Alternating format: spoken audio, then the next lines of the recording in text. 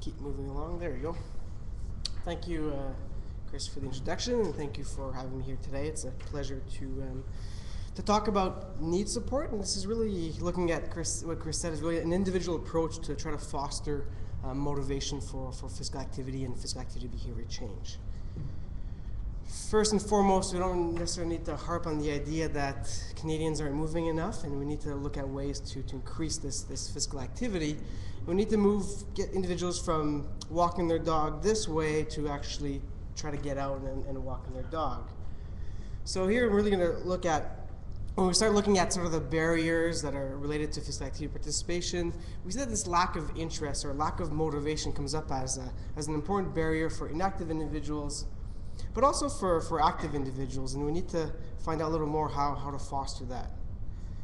So in the literature, motivation is a meta-construct. It's been looked at differently from different research perspectives. One on intentions, so this is the idea if you're more willing to participate in physical activity, then you're more likely then to go out and do something.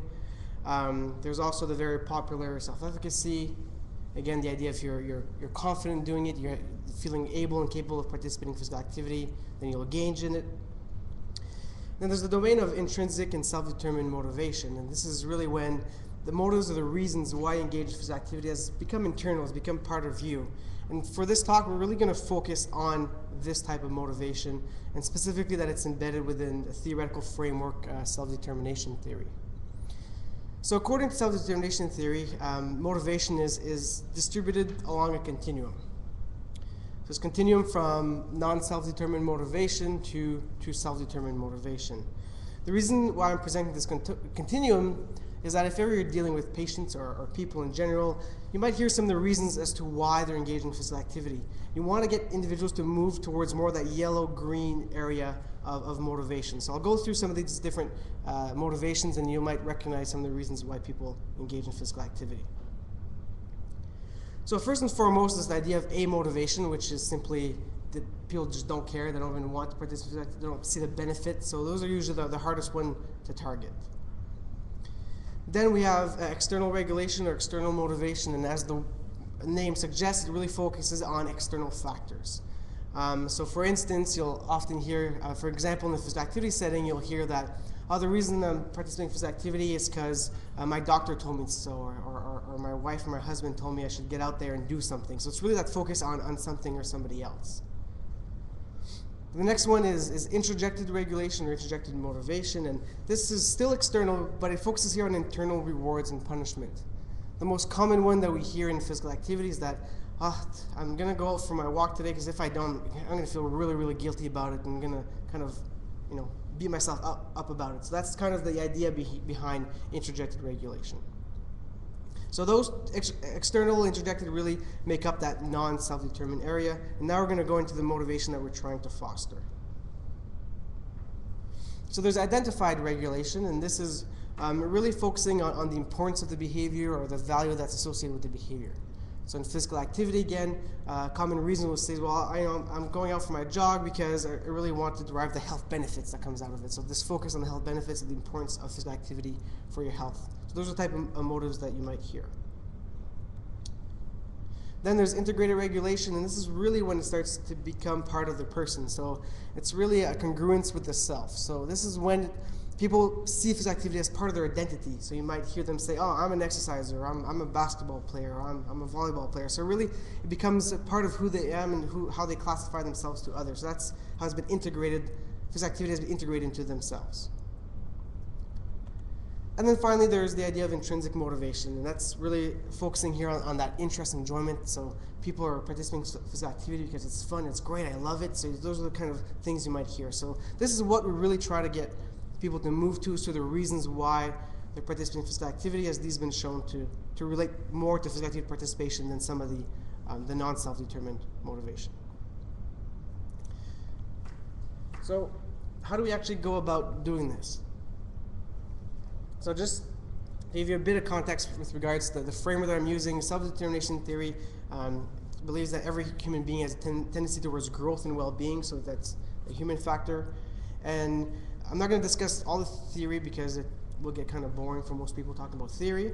But I'll just outline some of the components that we'll see how the process works in terms of fostering motivation then to physical activity.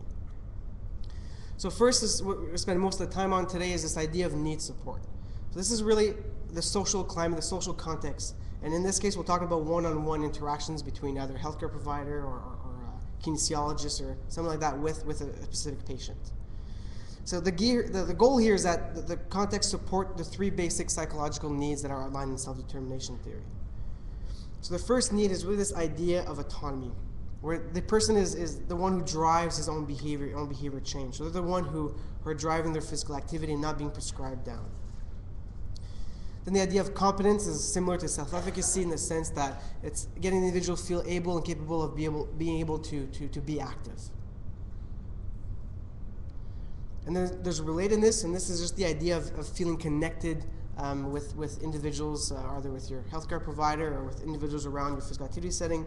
And more that relatedness, autonomy, and competence are fostered, then that leads to greater self-determined motivation, and then greater self-determined motivation then leads to greater physical activity participation. So just to plug a little bit of research, I've demonstrated the use of self-determination theory in the physical activity context. So as it stands theoretically, it's also been shown empirically across different populations from university students, adults in primary care, and adults in cardiac rehabilitation. So really, now we're going to start focusing on the need support and how do we foster this type of motivation. So we're going to stick to the Star Wars theme for the rest of the talk, and we're going to use Jabba the Hutt as our case study. So Jabba, we assume he has type 2 diabetes, he's obese, and he's never exercised before, so he has no experience in exercising. So don't mind the business of the slide. Essentially what we're going to do is we're going to focus on your right, so in the intervention components, that what are the elements they can do that foster the needs and the motivation and so on. So we're really going to focus on seeing the elements here. So I do have a disclaimer. Unfortunately, the elements will be discussed is not a Jedi trick. You cannot just wave your hand and people get active right away. It does take time, but there are strategies that you can use. So you'll see as we go through. So first, this idea of fostering relatedness, this sense of connection. So I'm not going to go through every single thing because just for the sake of time. So we're going to focus on a couple for each of these components. So first is really acknowledging and supporting the patient's perspectives, feelings, and values. This is really trying to get on the same page as a participant to really, or the patient, to really get a good feeling of how they think about physical activity. So for instance, Jabba, you might be talking with Jabba, and Jabba might be saying, you know what, Shane, I'm really scared about doing physical activity. I've never actually participated in physical activity before. So here, instead of just saying, oh, I understand you could be scared, you want to use sort of some paraphrasing, and so you want to get back to Jabba and say, oh, I understand that fear is actually a key element for you in your participation in physical activity, that being scared is a really limiting factor for you. So then you just acknowledge his current feeling, and then he might feel a little more related or closeness to you. The other element is in terms of conducting a values interview. And this is the idea where you want to get a good sense of how physical activity fits within the person's main objectives and goals and aspirations. So, for instance, for Jabba, in this case, we'll ask Jabba, so Jabba, what are your main goals for the next 5-10 years? And Jabba might respond, and he might say, you know, I really want to focus on retiring, and I want to get a little bit healthier because I want to be able to play with my grandchildren. So then you'll take each of these elements or goals or aspiration that he's discussed, and you're going to ask, so we'll take the first one just for sake of example. So Jabba, you say you want to retire. So how do you see physical activity actually helping you attain that goal? And then discuss what he's saying, and then how do you see physical activity actually hindering you to get to that goal? It's really the idea of getting to see how physical activity fits to their life goals, but also looking at the positive and the negative way, so to get a really good sense of every element that might stop them to actually engage in behavior. So next we'll look in terms of autonomy. So the goal here in fostering autonomy is really getting the patient involved in the decision-making process. You want them to be their own initiator of the behavior change. You don't want necessarily to prescribe down. So for instance, I mentioned earlier that Jabba was scared of participating in physical activity. So instead of just saying, oh, here's an activity you can do, you're going to want to ask Jabba. So you mentioned earlier, Jabba, that physical activity is a bit scary. How do you see, or what kind of activities do you think are less scary for you? And then you might enter into discussion, and he might list certain activities. And then if it then goes on picking an activity, then he's the one who chose the activity to do rather than you telling him an activity. But however, sometimes in these certain contexts, the certain patients are looking for the quote-unquote experts if you're a health professional, and you have to help them sort of and guide them towards types of physical activity. And here you can really maximize the patient's choices. So instead of simply giving one example, you'll give a couple examples, and it's important to provide the rationale for your suggestion. So the patient is well informed, so when they're going to make their decision, they're actually informed in terms of what they'll be doing. So in this case, you might give a couple examples, and I'll just use one again. Jabba, what do you think about getting off the bus 2 stops earlier, walking 10 minutes to work and after work, and then that way it could be less scary and not have to engage in a full bout of 30 minutes or get out to a gym or anything like that, but it gets to add a little bit of physical activity in your day, and it's free and it's low cost. So then you give Jabba the rationale as to why you think that example or that choice could be important for them. So it's really this idea of getting them involved and maximizing their choice so they are the one who chooses what they're going to do. And then finally, with regards to competence, it's really, again, getting them feeling more confident towards the behavior change. So here, the first one is this idea of normalizing feelings, behaviors, and experiences. So Jabba, given that Jabba never really walked or exercised that much before, if he does select the one of getting off the bus earlier, maybe in the first few days he might feel some pain and some discomfort in his legs, and for him that might be an indication that he has to stop because he's never experienced anything like that. So normalizing some of the feelings or behaviors is an important element, so Jabba would then understand of what might happen. So you say, Jabba, in your first few days you might actually feel some discomfort and pain, nothing that's too serious, but just idea that is normal, that what may happen, especially because you never really exercised before. So then he has at least that, and he can feel more confident if he does experience some of these discomforts. And lastly, it's really assisting in realistic goal setting. We often see people who want to start exercise, they have these magnificent goals that they become, they're going to run 10 kilometers in the next 2 months or something like that, and it's really rejigging these goals in terms of getting them that they're attainable. So when people actually if they set a goal and that goal is attainable, then they're going to feel more confident and able to then set other goals that are getting a little more challenging over time.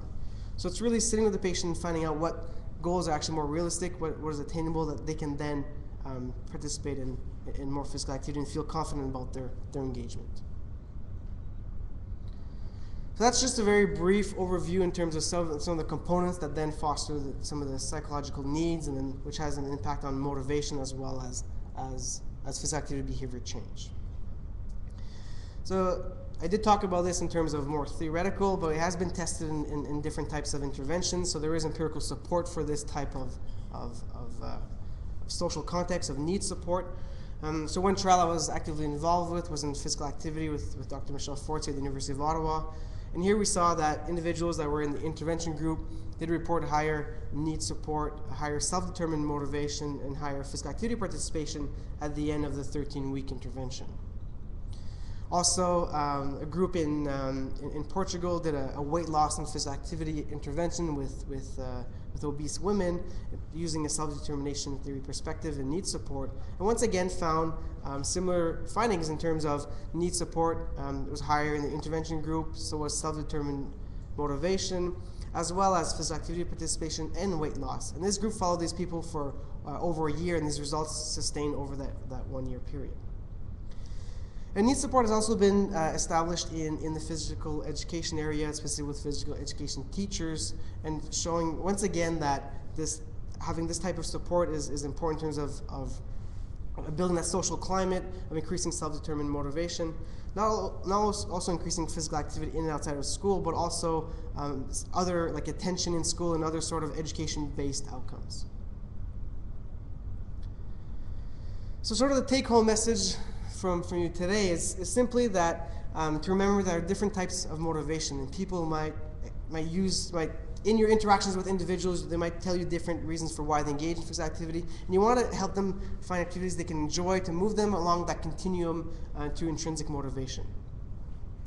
I think it's important to avoid being controlling and prescribing and especially using language like you must do this or you should do this, and really focus on that each person is the initiator of his or her own change. Let them come up with the ideas, let them decide of how they want to go, and then that way they're more likely to sustain it than if it's just been told. And unfortunately, as I mentioned, there's no magical force in terms of words and techniques. The individual must want to change to be able to really look at physical activity behavior change. So just to go back to the sort of the three main questions for all these panels series, I think one of the next action steps is looking at adding behavior change skills in health professional training curriculum in order to getting them to know how to discuss some of the issues with patients. This is currently being done right now with the Ontario Kinesiology Association, who are working towards having behavior change skills as part of their certification program. Also, Exercise is Medicine Canada has included behavior change specialists with regards to their promotion of exercise across Canada. Although this is a good action step, I think that action step is in itself its own barrier. I think there's going to be a lot of feedback or maybe some resistance in terms of adding behavior change in specifically curriculum. So that's a challenge that still is ongoing. One way to potentially overcome them is then maybe educating some healthcare professionals in terms of referring to, I put here quote unquote specialized professionals, such as kinesiologists who might have that exercise training, that behavior change skills training in their programs. Then eventually, potentially establishing database of these certified kinesiologists, and then where public health agencies or primary health care clinics can then have an idea of where they can refer their patients to and who they can refer them to in order to really help foster physical activity behavior change. So that's all for me today, and thank you again for your time, and I appreciate you listening. So thanks.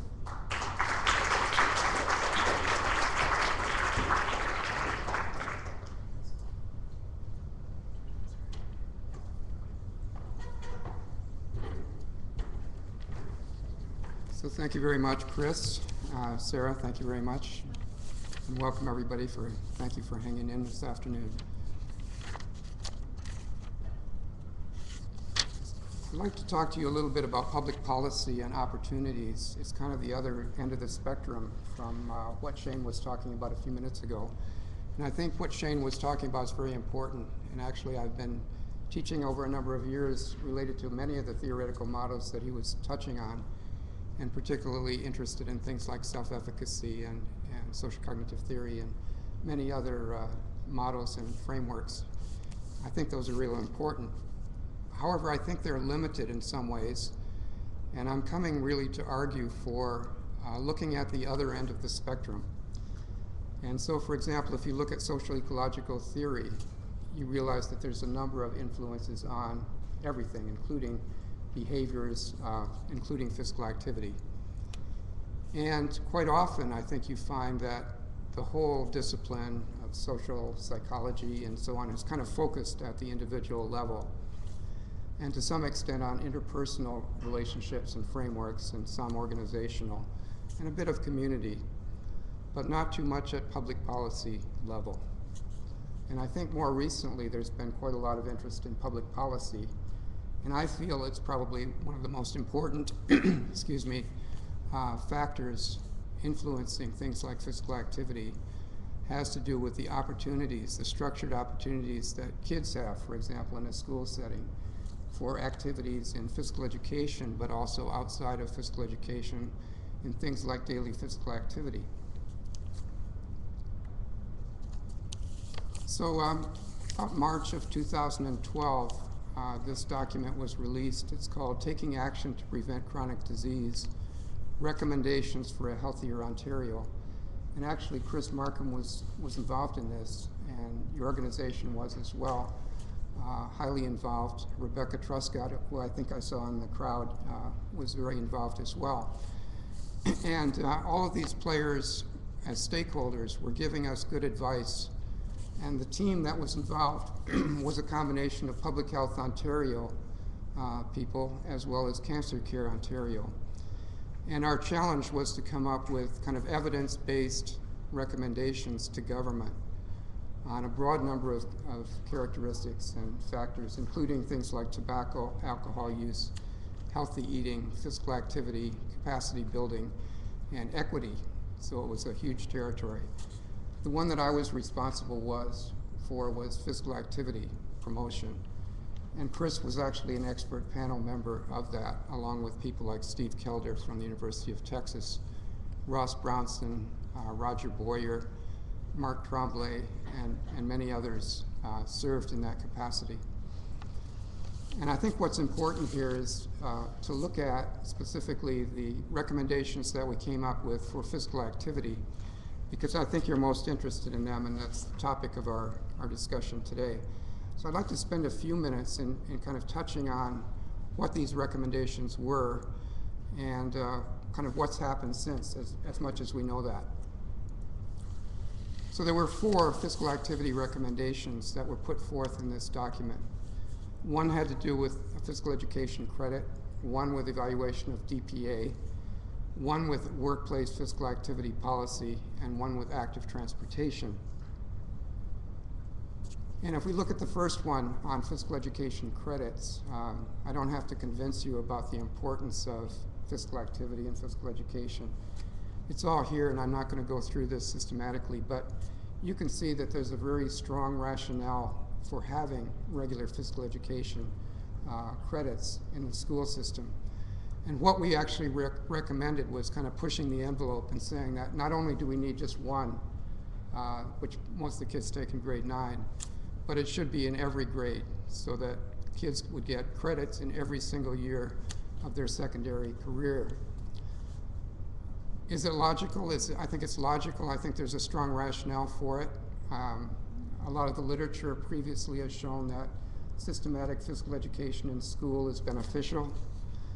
You can see the rationale is there for it. The evidence is well supported. There's been Cochrane reviews. There's been the Task Force on Community Preventive Services. There's been a CDC report. All of these things have indicated that physical education in a structured way is important and beneficial, not only for health, but for mental health, for even academic achievement potentially. What's happened subsequently since March of 2012?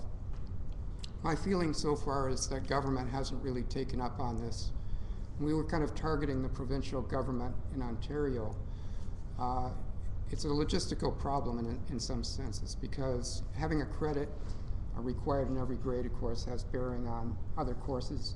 There's a lot of competition for other more academic courses. Even parents might be interested in having their kids do more academic courses. And so I think it's kind of a system level challenge and potentially a barrier to get this policy in place. At Public Health Ontario, our role is not, by the way, to develop policy or even to advocate necessarily for policy in the same way that Chris and others of you can do. Our role is more to help to provide evidence-informed action and recommendations to government. So it's in that spirit that we put these forth. So far we haven't seen too much action on that front, but we still think it's really important, and I'd be interested in hearing your feedback on it. I take it by the audience that you'd be supportive, but I'd be interested in hearing any discussion you may have subsequently on this issue. So the second one was evaluation of DPA, and that was to evaluate the implementation, feasibility, and quality of the daily physical activity policy in Ontario elementary schools. And as you probably know, this was based on a concrete policy in 2005, which was called Memorandum Number 138, that requires students to have a minimum of 20 minutes of sustained, moderate to vigorous activity each school day during instructional time. And in talking to others, I think the unique feature of this in Ontario is the instructional time part. Other provinces might have something similar, but not during instructional time. So it's a good thing. We believe it's a great policy. And our contention was that it hasn't been evaluated systematically. So the argument in this recommendation was that the government take this up and do a proper evaluation over time, look at the process of implementation, sustainability, but also eventually look at some of the impacts and outcomes. That's difficult because if there's no baseline, it's hard to compare. But our initial recommendations have to do with at least looking at how well it's been implemented and taken up. Is it currently sustainable as the system sees it?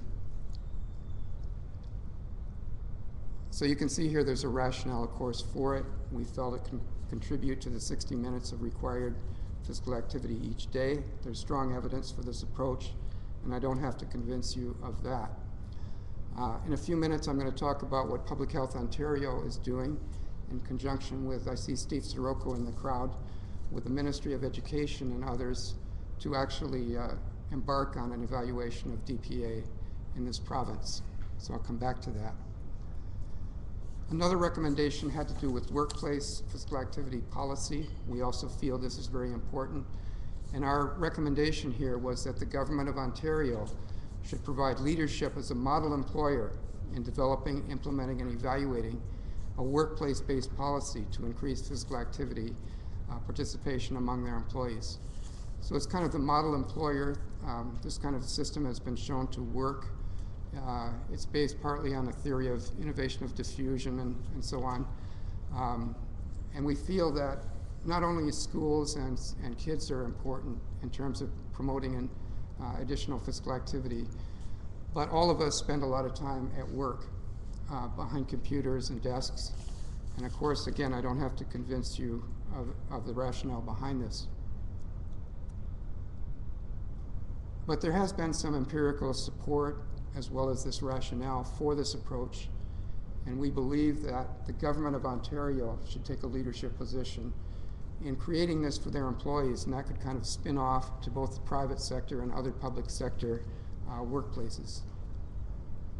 There's been some evidence on the basis of a task force of the Community Preventive Services systematic review, but it's shown a modest effect of workplace physical activity interventions on weight and obesity, but it was strong evidence and fairly consistent, even though the effect was more moderate. So what's happened with this one without going through all this logic and rationale? The two organizations that sponsored this report, Public Health Ontario and Cancer Care Ontario, have embarked on initiatives, modest to start with, for workplace health for their employees. So they both established kind of committees or groups that are looking at this carefully. Things like workplace sites on the internet are available, and actual opportunities for enhanced physical activity by employees is promoted as well in kind of a social context. But it's very modest, and it hasn't been, there's no kind of evaluation at this point. So there's a lot of mileage to make on this for us, for the government, and for all of you. I think it's an important territory to uncover and continue on for. And the last recommendation of our four had to do with active transportation. And of course, this is one that's more, it's outside of the school, it deals with everybody, and it's kind of an environmental one. And we felt that we didn't know how to handle it because the territory was too broad. We needed something very specific. So our recommendation was very specific here. We asked the government to strengthen the Planning Act, provincial policy statement on active transportation, and provide funding to municipalities for building walking and cycling infrastructure. There's a good rationale and background for this. I'm not going to go through it all, and I think all of you are converted to this approach anyway.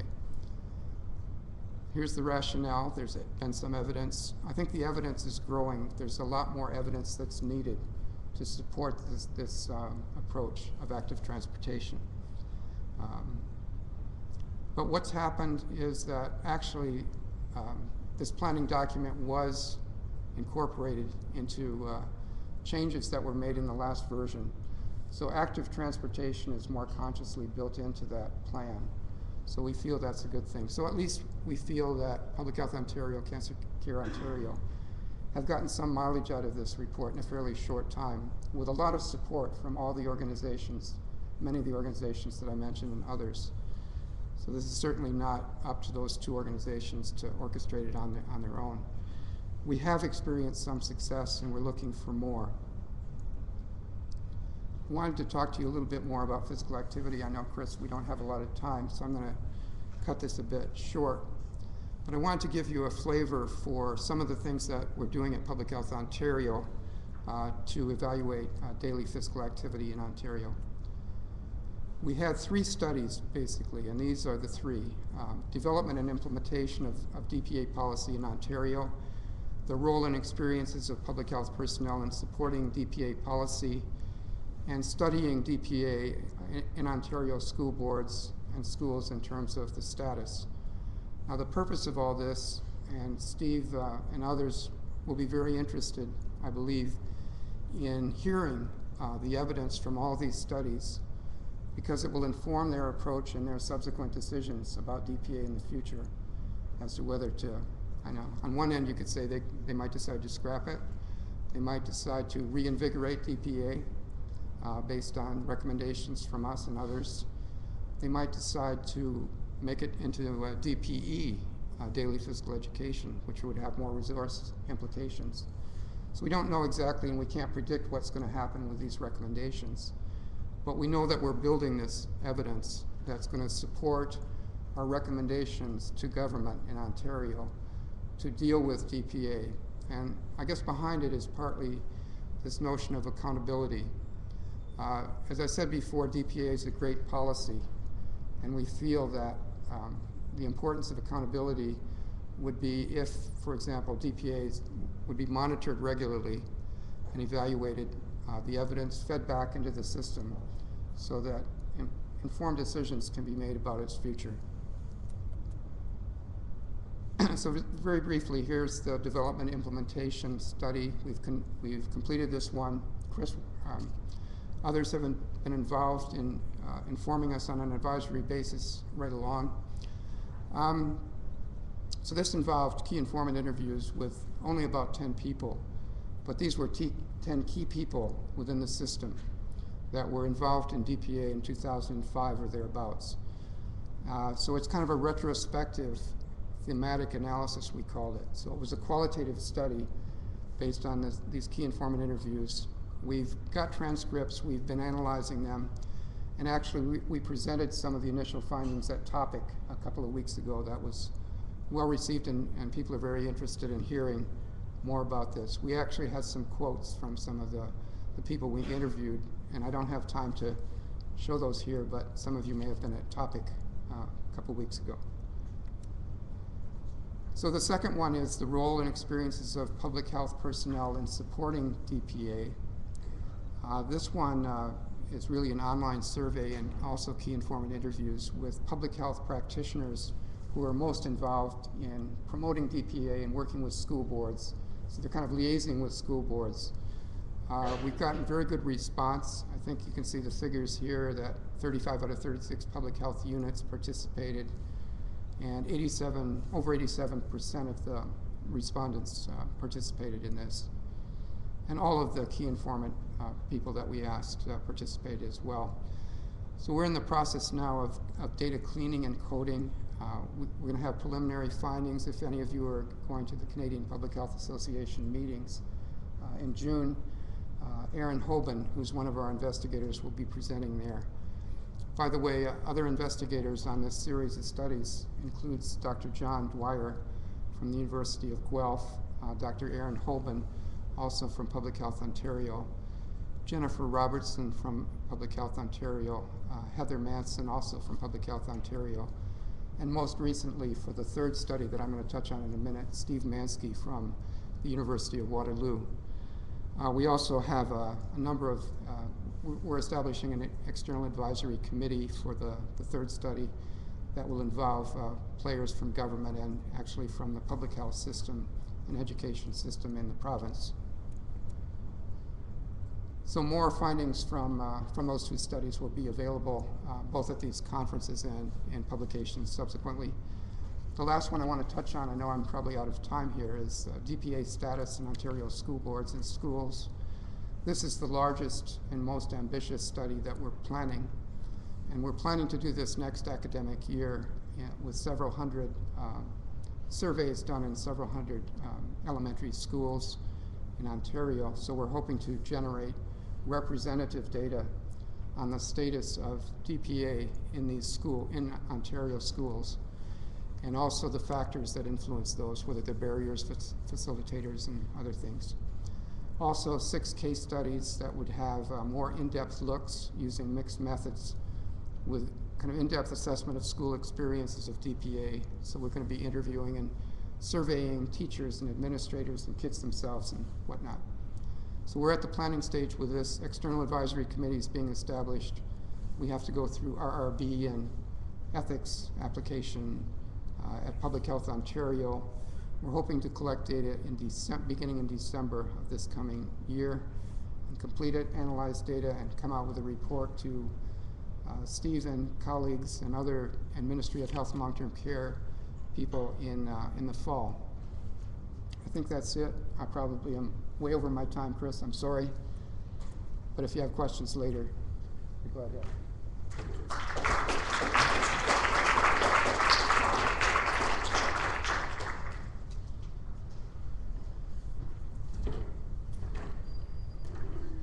Hi, everyone.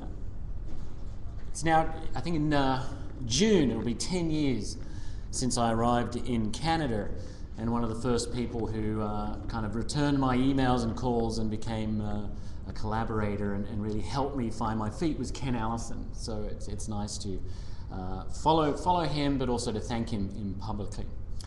So I'm going to wrap things up really in terms of talking about 2 things. One was when we talked about what we were going to talk about was to really touch upon perhaps some success stories as well, about not getting too overwhelmed with the problems that we face and the inactivity crisis that we're in, but also to maybe reflect on, well, what works, what could we do, and what can we be happy about, what can we be proud of. And I think there are 2 things that I want to talk about as examples of that.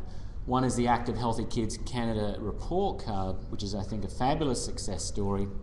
And then I want to talk about Active Canada 2020, which I think so far is quite successful, but I think is absolutely fundamental if we want to be ultimately successful in reducing physical inactivity. And I also want to hopefully have time to get your thoughts on Active Canada 2020, which is the national strategy for physical activity in Canada. So Active Healthy Kids Canada report card, hands up, who uses this? Most of you, I think. That is a majority. So I could probably stop there. I think this is an example of a really important and powerful kind of document and process that started, Active Healthy Kids Canada, it started in 1994, and the report card is really the main, the reason that they exist is really to generate every year a report card that gives us a benchmark about how well we are doing. But it's really an advocacy tool, and I think they'd agree, that the main target of this report card are policy makers. I mean, of course, we all use it in our day-to-day work in terms of research or looking at what we should be doing. But really, it's trying to generate interest around the physical inactivity of children. And I think this is where it all starts. As Mark Tremblay always tells me, or tells everyone, we spend, and this is coming to be my harsh reality of life at the moment. We spend 2 years trying to get our kids to walk and talk, and then spend the next 16 years telling them to sit down and shut up. And so, maybe the inactivity crisis kind of starts in many ways in childhood, and so this is an important part that we should be really focusing on, and I know that many of you do. So the report card is now, I believe, into its ninth kind of series, and again, it provides an insight into the state of the nation about how well we are doing in terms of physical activity, but also physical activity opportunities for children. And of course it's built around this report card system where, and this is where there's a bit of there's science but a bit of an art to this in terms of grading different indicators. It's a bit more simpler when it comes to things like physical activity levels. You know, we can use existing data sets and sources for that, but it becomes a bit more judgmental, I think, when we start looking at policies, for example, when we start looking at the built environment. But you know, a lot of time is spent trying to trawl through published research, unpublished research, and trying to sit down and indicate or provide a report on different indicators of physical activity for children. And so last year the focus was on play. No, play is not extinct, but of course when you start working with media type people, they've got to come up with a catchy title. But certainly play was the focus last year, again, to really stress that it's not just about structured opportunities for physical activity like physical education, but it's also about some of that discretionary time that children and parents may have. But there's also some interesting synergy here. So another success story, I think, as well, is participation. I was taught about participation in the late 80s in Australia.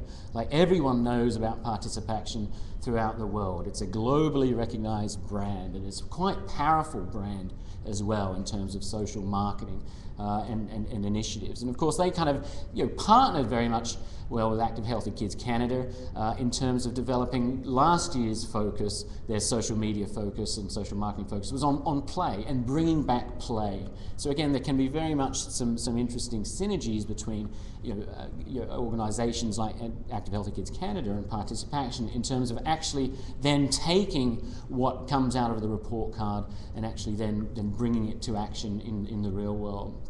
And of course, I think there are all kinds of metrics that have been produced just showing the kind of impact that this report card has. It creates millions and millions of media impressions. It was cited in the Houses of Parliament twice, I think, last year. And when surveys are done of users, we certainly get a lot of feedback about how it is used in terms of one's own research and advocacy.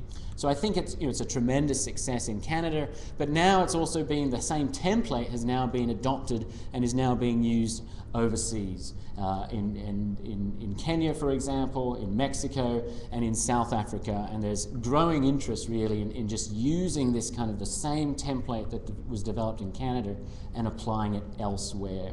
So the next report is out on May 21st.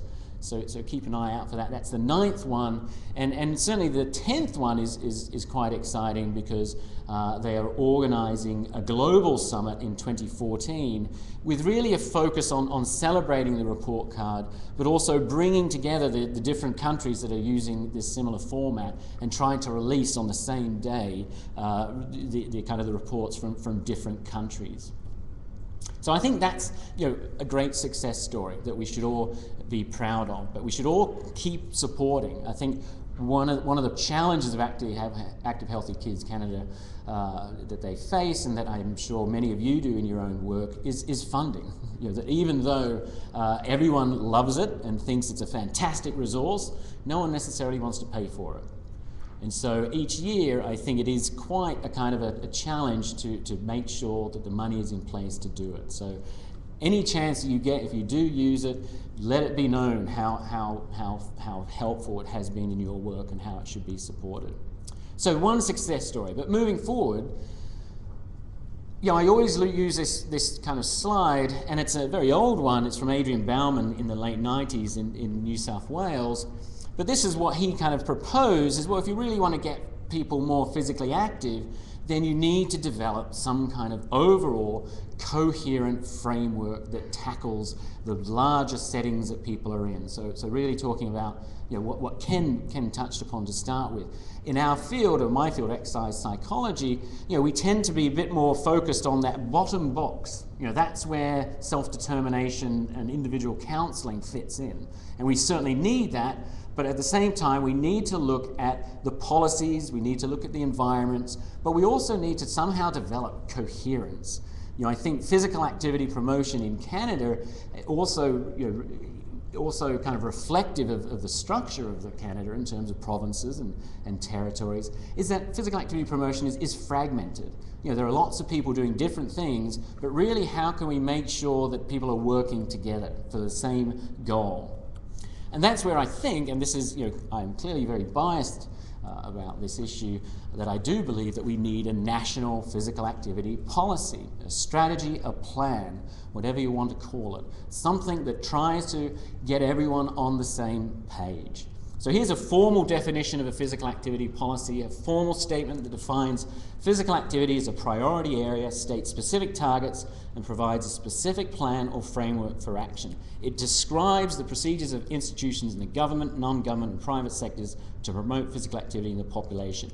In addition, and again, this is going to be a point that we'll return to, it should define the accountability of the involved partners.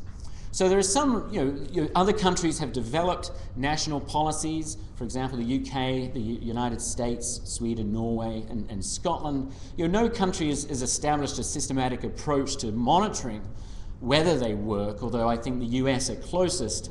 They've developed quite an ornate evaluation plan for theirs. But I also think it's probably going to be very difficult to directly attribute any changes at a population level to a policy.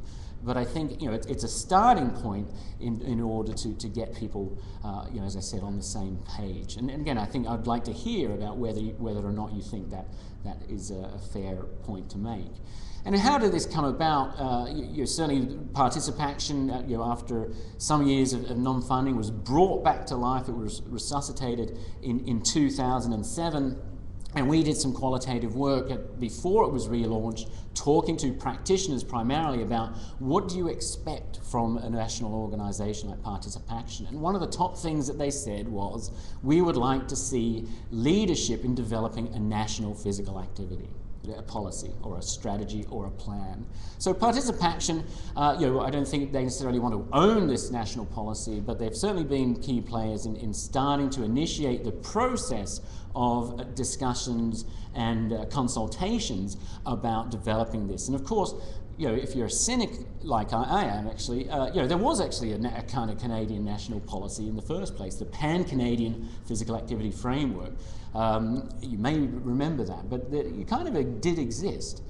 So the initial kind of development of Active Canada 2020, returned to those, documents. It also looked at other documents from around the world in terms of drafting a kind of an initial draft of the document. But they also went through quite an extensive consultation with different key leaders or stakeholders in physical activity across Canada, engaged with different communities, developed a range of face-to-face consultation settings before actually developing the document as it now exists. And so it does exist as a PDF. You can get it on the Active Canada 2020 website, which I'll show you at the end. So at the moment, this national strategy does exist, a national plan or a 2020 vision for Canada. Interesting, it doesn't kind of get into percentages or 10% increase by such and such. The goal is perhaps a little bit more nebulous in terms of increasing the physical activity level of every person in Canada. So it gives I think a little bit of wiggle room.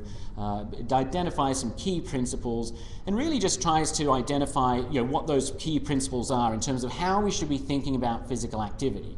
That we should be thinking about policy. We should be thinking about what kind of policies do we need to create, enforce and monitor in order to encourage physical activity in terms of active transportation, in terms of school settings, for example. What is the targeted information and public education? So this is more around the social marketing piece. This is more around the education. This is more around the individual counselling approaches and so on. So we still need that. It's about accessibility. It's about developing and providing opportunities for services and helping to prioritise physical activity and enhance physical literacy. And it's also about the built environment. It's also about community design. It's also about infrastructure.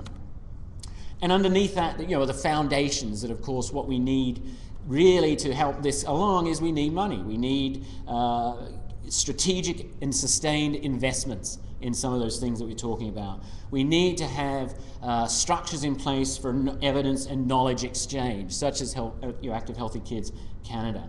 We need to mobilise, we need to develop leadership, we need to develop capacity to promote physical activity and sustain physical activity.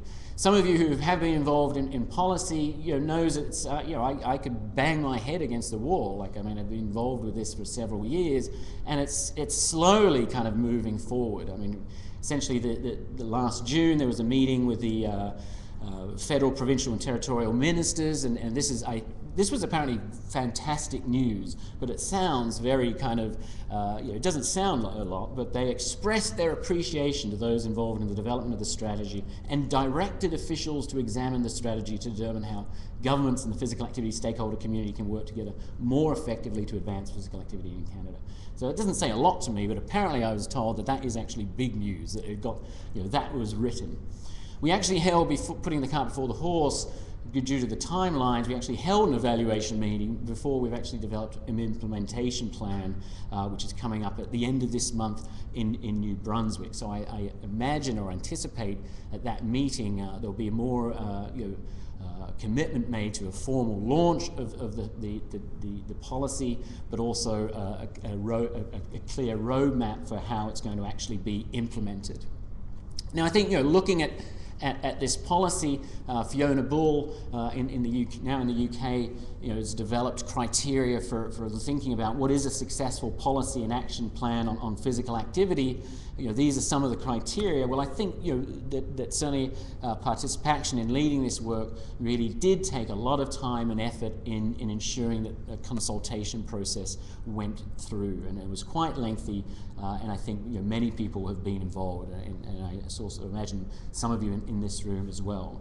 It is trying to adopt a comprehensive approach using multiple strategies. So as I say, it is really looking from early years to late adulthood, but it's also looking at the environment, looking at policy, looking at individual level factors.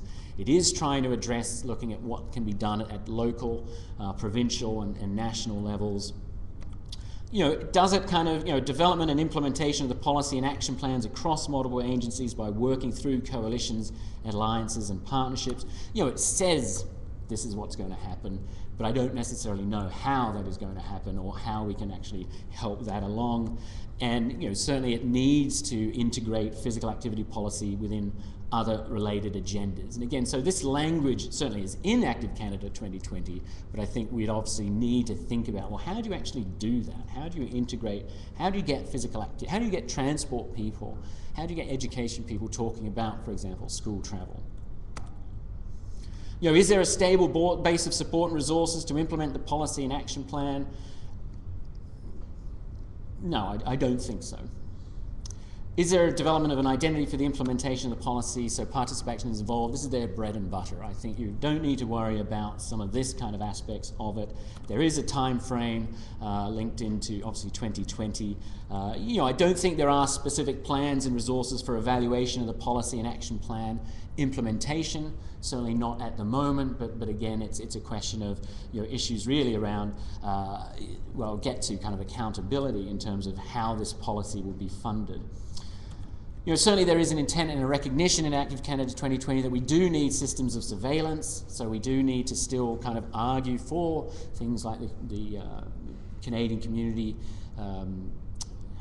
CCHS and Canadian Health Measures Surveys, that we need those types of systems in place in terms of evaluating whether or not things are working, and it clearly does frame everything around the guidelines that we currently have for physical activity and sedentary behaviour.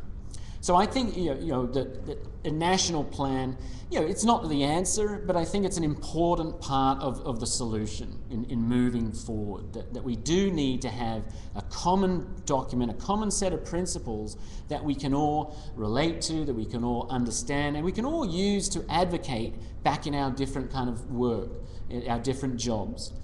I think we've got 8 of the 11 criteria there for a successful strategy. The issue again is more about accountability. So is the federal government, for example, going to buy into this? Who's going to do what? Who's responsible for what? I'm not quite sure if that is in the document. Is there financial support, stable financial support for it? Certainly not at the moment. Is there provision for process and impact evaluation? We're certainly trying to do that, but again, it's like perhaps a lot of our work that we do. It's more down to a labour of love rather than actually doing it because we're getting funded to do it.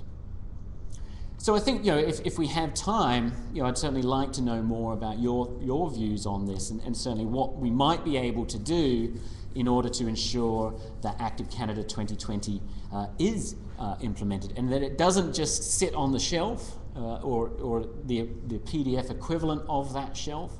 Certainly there is more information, and you can download the strategy at www.activecanada2020.ca.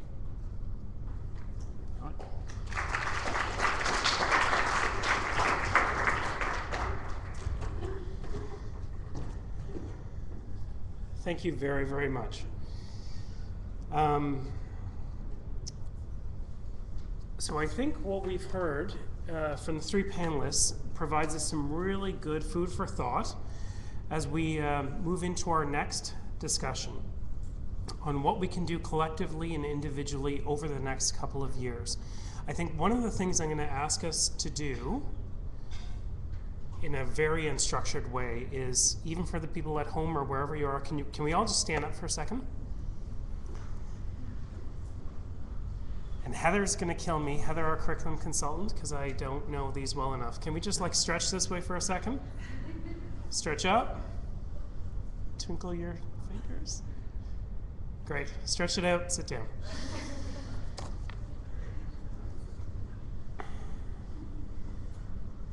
So before we go, and we do have, and I failed to actually put these questions up, we do have a number of key questions I actually want to try to get to. But before we go there, what I said we were going to do is I said that we were going to take about 15 minutes and just answer some questions based on the panelists. And then what we're going to do is we're going to come back and we're going to actually go through these questions sort of as a whole and talk about them a bit more. It's important for us to do that because at each OCDPA session we've done that, and there is a plan, a broader plan to be able to take the responses across the various risk factor forums and to pull them together. So what I'm going to do is let me just outline for a second how we're actually going to take questions. Then we'll do that for 15 minutes. Then I'll try to politely cut it off, and then we'll move into a discussion around this area. So essentially what we are going to do is we are going to first start with the people online. And then I will ask Sarah in just a bit to give me any questions that may be coming about through Twitter or any of the online forums. Then what we're going to do is we're going to unmute the phone. We're going to take some questions from the people on the line. Then we're going to pass it to the people here in the room and ask if there are any questions. What I'm going to try to do as well, and we've learned this over the last couple of forums, is that I'm going to need to restate your question just to ensure that the people online hear it. So I'm not that bright. It's a Friday afternoon. So if we can just try to make it understandable so I can communicate it, that's awesome. So I think with that, the other caveat I'll make is that if we don't get to your question right now, that's okay. What we will try to do is capture all the questions. A report comes out of these, a proceedings report comes out of this. What we will do is take your questions, we'll reconnect with our experts. We will try to answer those to the best of our ability and put it in the written report, if that makes sense. So I think what I'm going to do is let me turn to Sarah and I'll ask if there are any questions online. In 1 second. Okay, from Loretta, we have, what has been your experience with implementing exercise prescriptions? And it's not directed at anyone in particular, so maybe open that up. Okay. So the question again is, what has been your experience with doctors, I'm assuming, issuing physical activity prescriptions?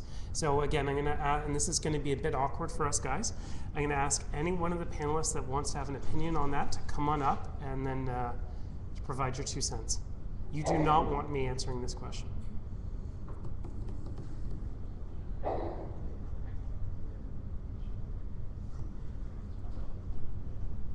Thank you very much. Hold on.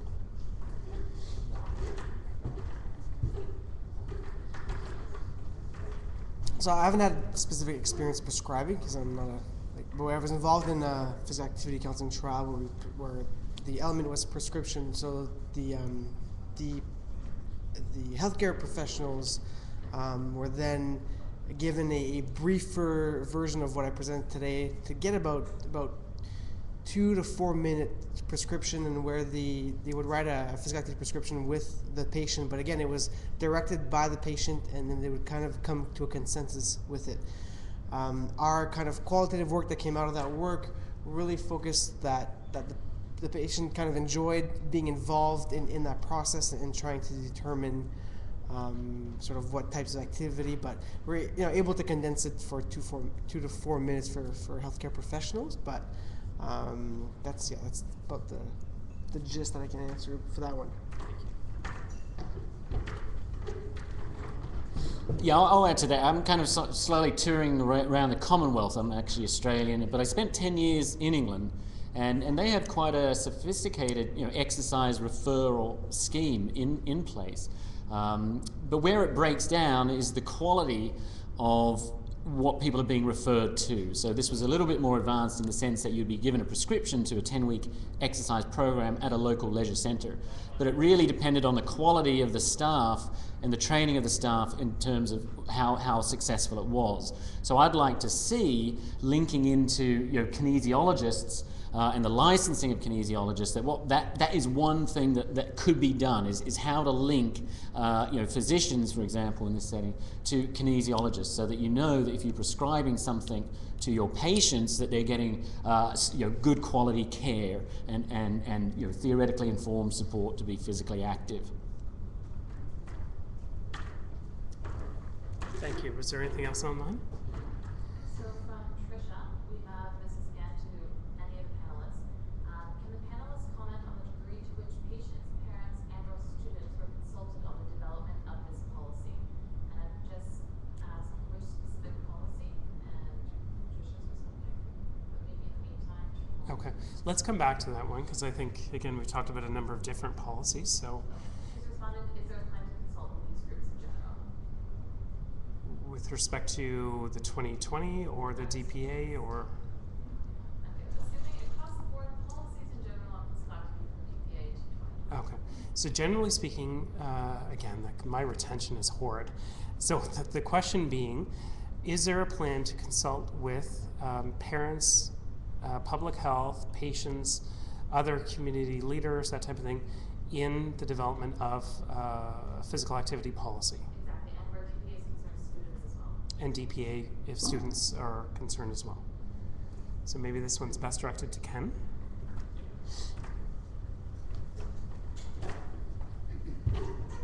In our studies, we're not planning necessarily to consult directly or systematically with those groups, because that's not the nature of those projects. But the kids themselves would be involved as participants. So in a way, we're consulting with them.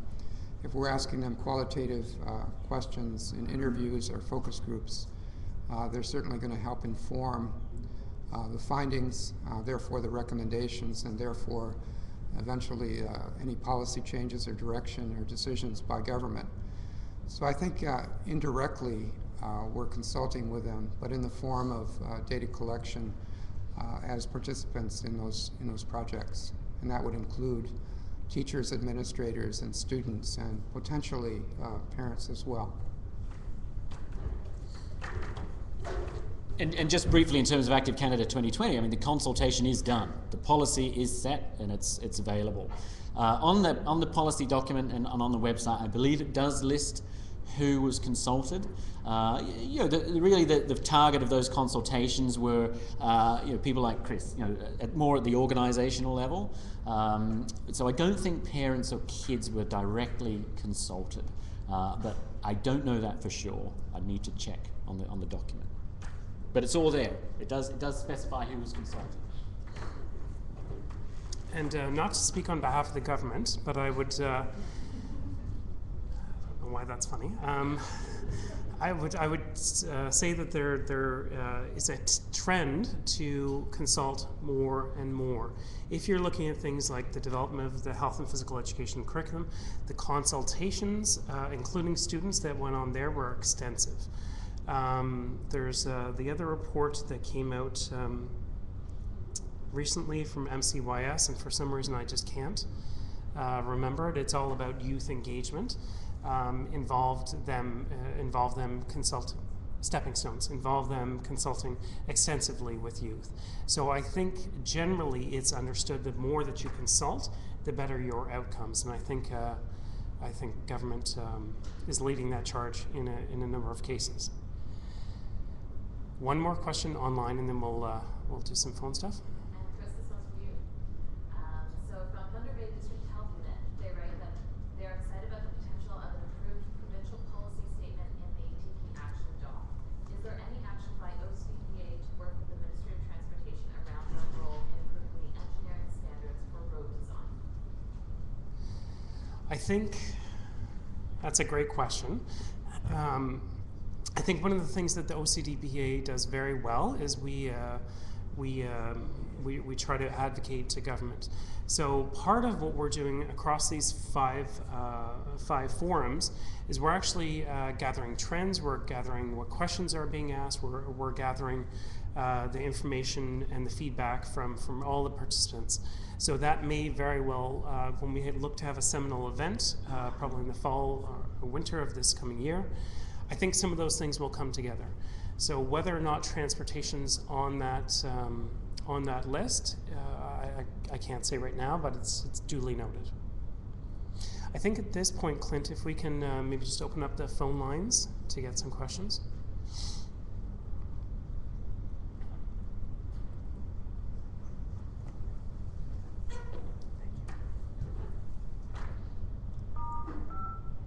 The conference is no longer in lecture mode.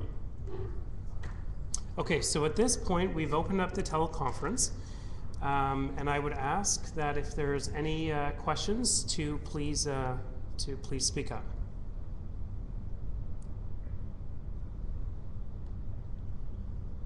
And I'll take silence as there's nothing right now. Okay, thank you. There will be one more opportunity, so we're going to put you guys back on mute. And then we're going to open it up to participants in the room. So if there are any questions, maybe just please raise your hand, and then we'll ask. Patty Clark, this question for Dr. Faulkner. I'm with Alcoa, the African Coalition for Older Adults, so it's not specifically, I don't look at a lot of the work for children and youth, but you were speaking about the report card, a successful report card, and talking about the media that's been attracted to it and having government speak about it. But I'm wondering about the success it has report card show that the children are actually improving in the physical activity levels, or are we still at that failing grade?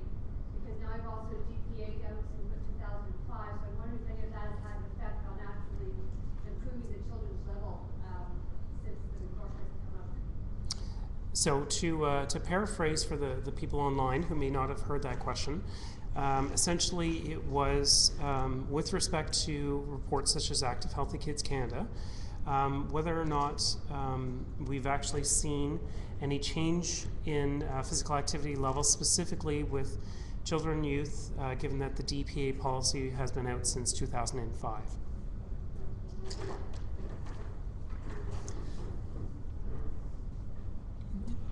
A couple of points. One that I thought you were going to go with, but I thought it's a good one anyway, was I thought you were going to say or ask maybe, have you thought about a report card for older adults in physical activity?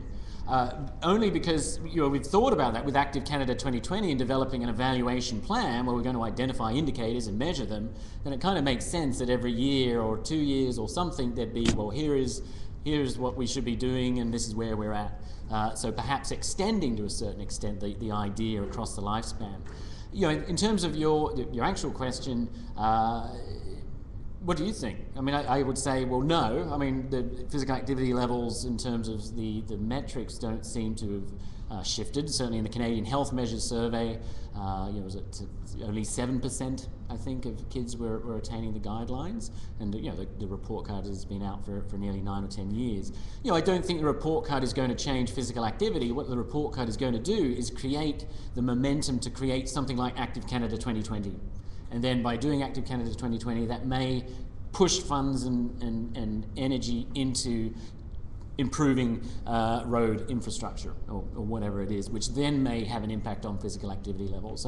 So I don't see it as a direct link between the report card and physical activity, but it's an important an important document to wave at politicians' faces in order to kind of really keep this issue on their radar, but also to support initiatives to promote physical activity. Are there any other questions? David. David Carmichael. Question for Ken Allison. It's sort of a odd way of asking a public policy question. But if the Ontario government recognized that physical activity was actually a treatment intervention, we're beyond prevention. So kids as young as 2 are being diagnosed with chronic diseases. So if it's a treatment intervention, and looking at our healthcare costs from 2000 across the country until today, which has gone from $90 billion to over $200 billion. If you had $1 billion to spend in Ontario, where would you invest it? Ken, you've got a lot of experience in public policy. Where would you invest $1 billion? Wait, phrase.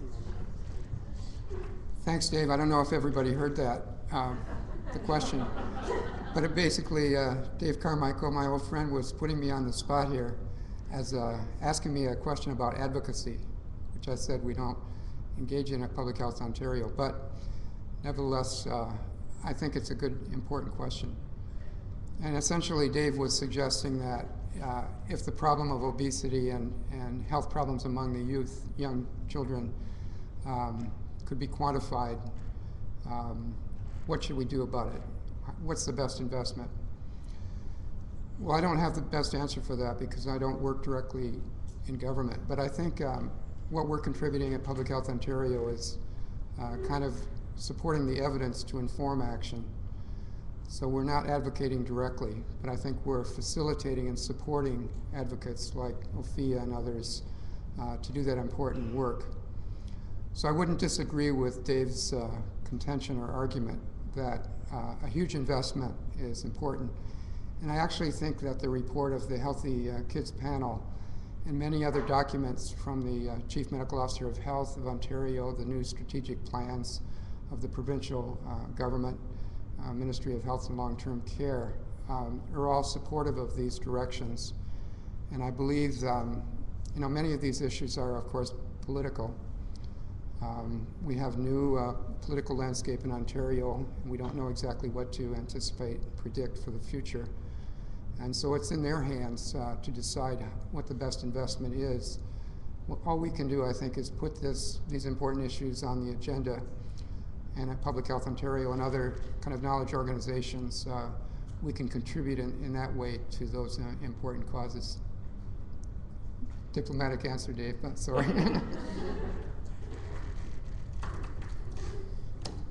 Ken told me privately he'd go on a vacation, and I'd come with him. Question over here. Thanks, Chris. Lori Lucknock. I'm a trustee of the Lakehead School Board, but I sit on the board of OFIA, and I think this is for you too, Ken. I think you're the one that brought it up. But the physical education credit, you talked about the competing sort of courses our kids have to take. Have you had any discussion about the 34 credit limit that the ministry is putting in place and trying to get kids out in 4 years? Exemption to special education students, but is there, you feel there'll be an impact on ability of students to choose, even to the ones that do now, to continue to choose physical education as one of those credits? You could restate that as well. So the question or comment had to do with whether or not the new any new guidelines around the demands within the system would have bearing on whether or not kids and their parents and others in the system would opt for physical education credits. I can't answer that question directly, but I would guess that there's going to be increased competition for any of these courses and credits. It's going to get worse probably before it gets better, and certainly kind of the lack of response that we've seen for that particular recommendation that we made to government implies that it's more difficult to, excuse me, more difficult to deal with than some of the other ones, more complicated. And I think that that'll probably increase. It's a very complex question, but I still think that we should push the envelope as much as possible based on the evidence and rationale for it. There's sound evidence behind the idea that systematic physical activity on a regular basis, not just in elementary school, but in high school as well, is important. One thing that I didn't mention that we're doing in conjunction with Niagara Public Health, and as well with Public Health Ontario and many other organizations, is several of you have heard of Sparking Life Niagara intervention for physical activity. It's kind of an enhanced physical activity for secondary schools kids. And the pilot results from that program were very promising.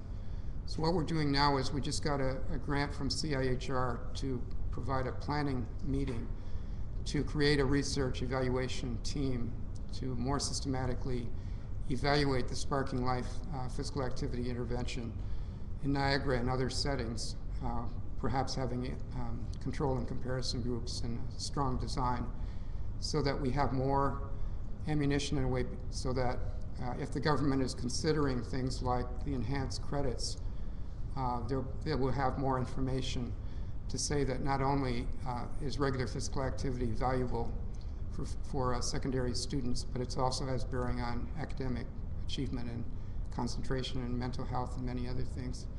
So I think we have something to contribute through studies like that to the ends that you're talking about. Okay, I think at this point, and just being cognizant of time as well, we're going to move on with the final part of our conversation. I've got about a half an hour, and at this point, what I would like to do is open it up to having a discussion about how do we move forward. And I think part of maybe what I would put your headspace in is with respect to the OCDPA. So again, the OCDPA has had 5 of these panels looking at various risk factor areas over the course of the last year.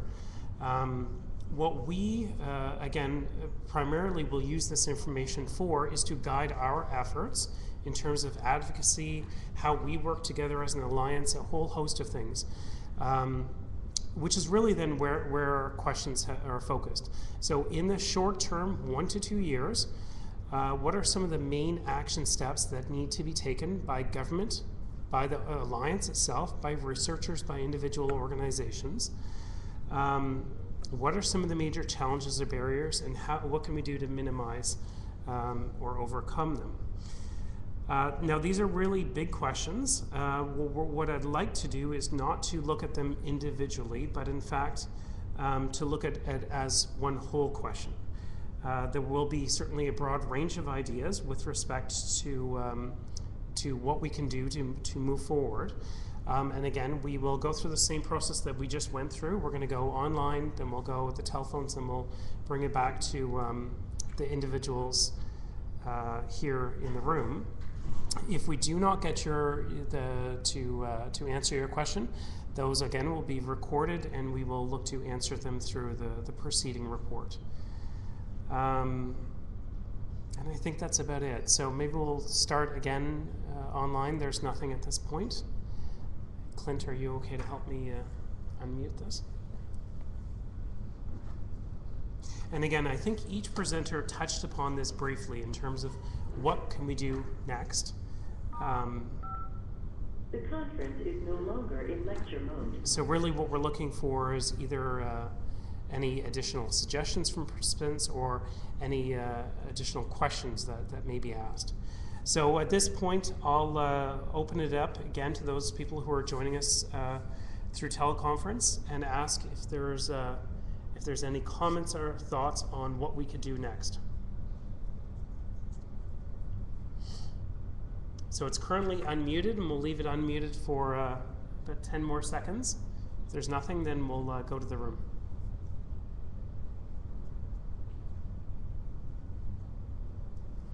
Okay, thank you. So I guess in the room, if there's Is in lecture mode. any additional questions, or so Lynn? Hello, I don't know if you can hear me from back here, but I'll try. I'm the chair of the Ontario Collaborative Group for Healthy Eating and Physical Activity. And for the past 2 years or 3 years, we've been working on a food nutrition strategy, and we're now turning our focus in on what we do with regards to an Ontario physical activity strategy. The way we're using our food nutrition strategy right now is as a framework to do some advocacy with the government, and we've been able to connect with over 10 ministries at this point with cross-ministry recommendations. So our group has had presentation from Krista across the Bradstreet from Participaction. We've engaged some of her work and have just started, I guess we've only had 2 meetings really as our collaborative group to discuss plans for a physical activity strategy for Ontario. So we're pretty excited about doing that kind of work. So I would think that one of the things that we can start with is getting together a working group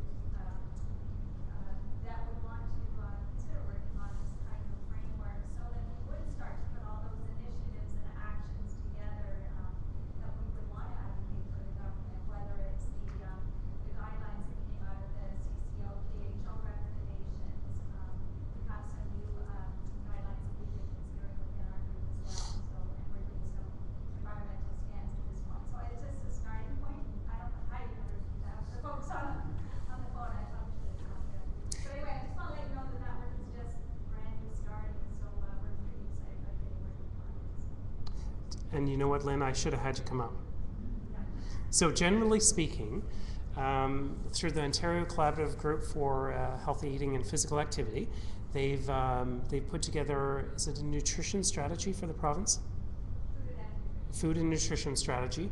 That's been a couple of years they've been working at it. Really, really good process, really good outcomes. So what Lynn has suggested is that essentially the same type of thing has already started for physical activity.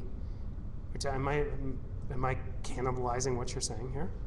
No, we're just Okay. initiating the process, and Jennifer from OPIA is involved. Right. So that's a good place for us to start to ensure that we're all on the same page with respect to how do we move forward. So very, very similar, I think, to some of the activities that are being taken with respect to Active 2020. Do you want to comment on that at all, Guy?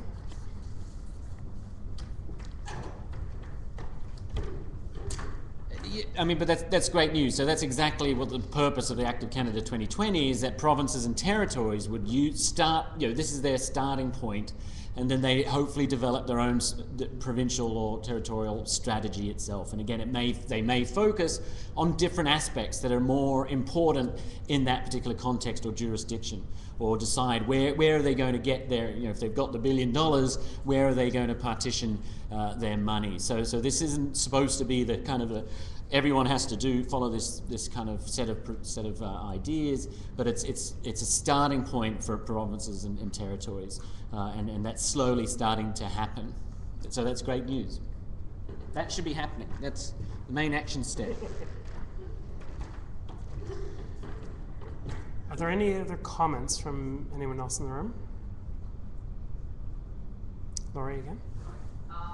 I guess from the perspective, and this is Lori Luckenock talking Yeah. here, so who knows.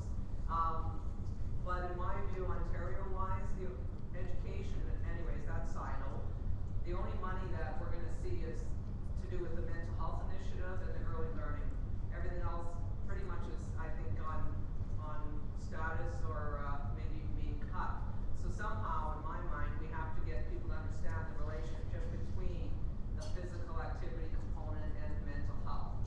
And so, anyways, I'll leave it at that, because Okay. we know everybody's stretched thin, and I know that's where the funding is going to be. Okay. So Laurie is first vice president with Ontario School Boards, Public School Boards Association, and is a trustee. So her perspective, what she's just communicated, is that there seems to be money in areas such as mental health, and the greater that we can ensure that physical activity is integrated and aligned with those strategies, the better in terms of ensuring that there's overall resources and a focus on physical activity as being such a key modifiable risk factor area that has implications on so many other things. So I think that's a fair point. What I'm going to do now then is, you know what, I'm going to leave the last sort of comments with respect to this panel, to the panelists. So I'm going to give them 5 minutes each, soapbox, come up and maybe just provide your concluding thoughts with respect to how we can move forward. Again, a lot of that I think came out through your presentation. So if you don't need 5 minutes, that's all right as well. Guy, why don't we start with you? Do reverse order this time. Okay. Thank you.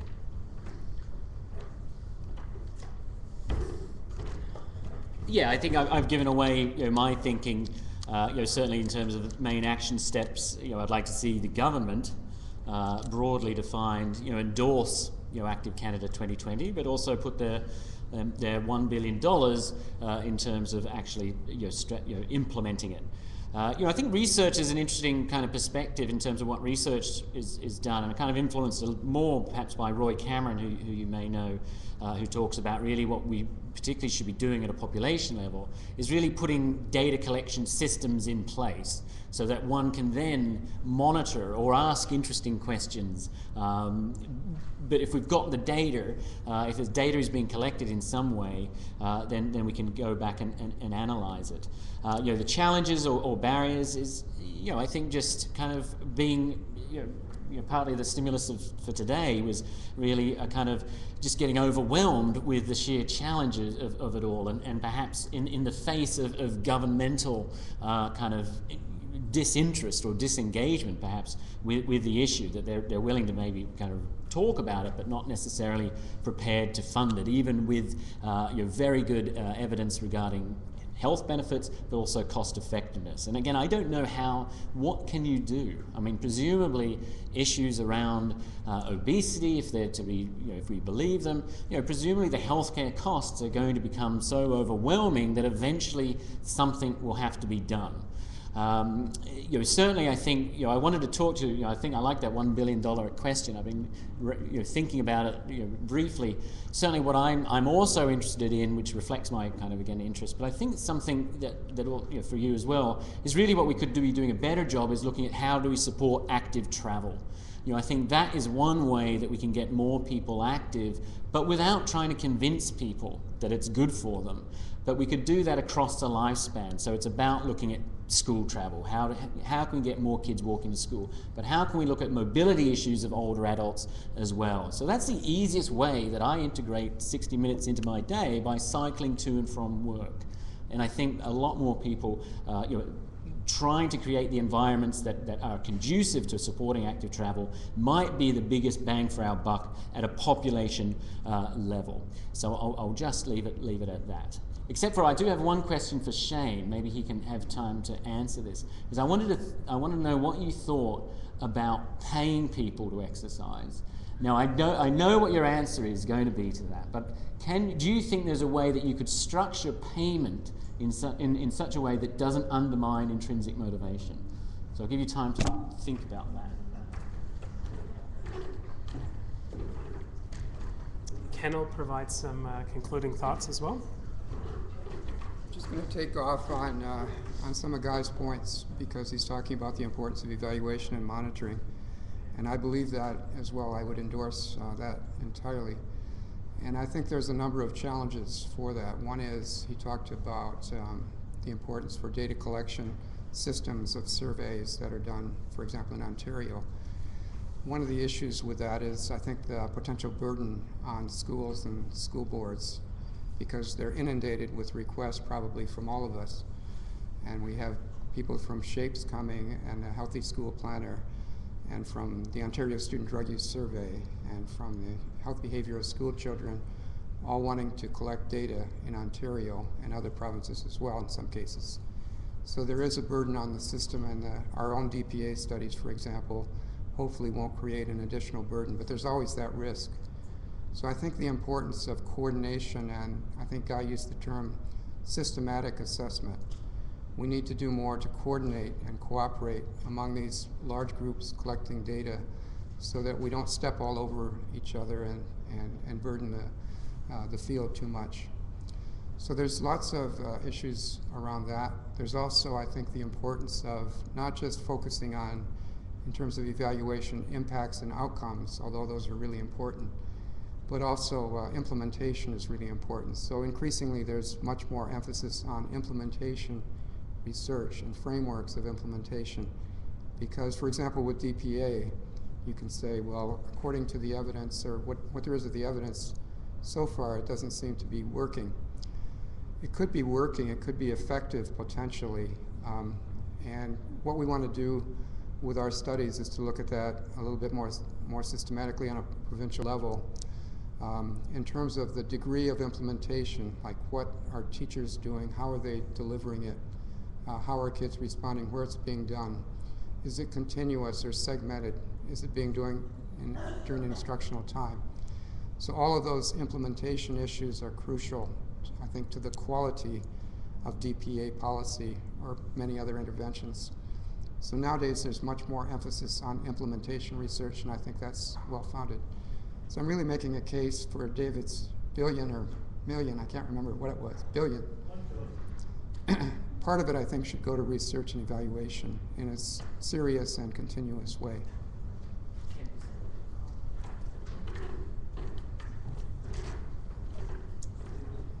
Now, Shane?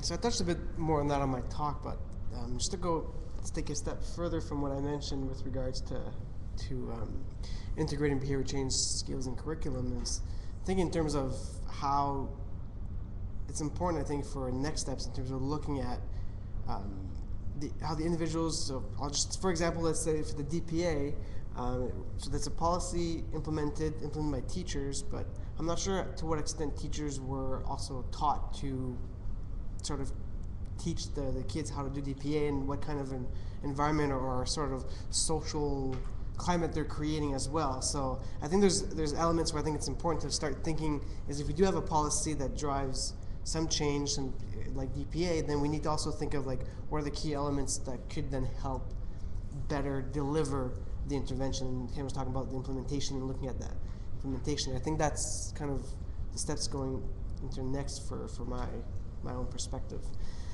And to answer Guy's question, I would say no payment. I think payment is a horrid idea, especially from the theoretical perspective that I use. There's always a good story that we always share where it's kind of semi a joke, not really, but it's the idea of where there used to be a bunch of kids that used to play on somebody's lawn playing football. So the guy created a fence, kids climbed the fence, still continue to play football. He got rid of the grass, the kids still continue to play football, so decided to start paying them. So he's paying them $10 a day, and then slowly reduced to $1 a day, and after 2 months stopped paying them and the kids never came back again. So it's just this idea that even though there's all many barriers, payment is something that could eventually really reduce intrinsic motivation and lose the focus in terms of why you want to engage the behavior, and then you may only engage the behavior because of the payment rather than other values. So it's kind of my perspective on that answer. So. Well, thank you very much. I'm going to add my 2 cents just because I can. And I'm going to add it from a couple of perspectives. I think wearing my OFIA hat, I would say that we need that curriculum in, please, after 3 years. That would one key action within the next 1 to 2 years, certainly. I think the other thing, and I've had this mentioned to me on a number of occasions by a number of different people. One was the old Deputy Minister of Education, who at one point, we were talking about physical activity, and he said to me, you know what, we never talk about the fact that this is fun. I don't think we could do a good job of marketing the fact that physical activity is fun. I think we, again, going back to what Dr. Evans said yesterday, I think we do a fairly good job in talking about how poorly we're doing, but not necessarily how fun physical activity is. And I won't name this next person, but you know what, actually that story is so inappropriate I'm not going to do it. My internal voice won out on that one. Anyway, so with that, I'm just going to stop. And I'm going to thank everyone very, very much for your participation and for being part of this event today. So most importantly, thank you to the panelists. And I know, like, Shane came from Ottawa today. Ken, I appreciate your time. Guy, I appreciate your commitment for the day. So thank you very much. I also want to thank the people behind the scenes who have done a huge amount of work, not only on this panel, but on all the panels. And we absolutely could not have done it without them. So with that, then we will conclude, and I will say thank you very much again, and have a great weekend.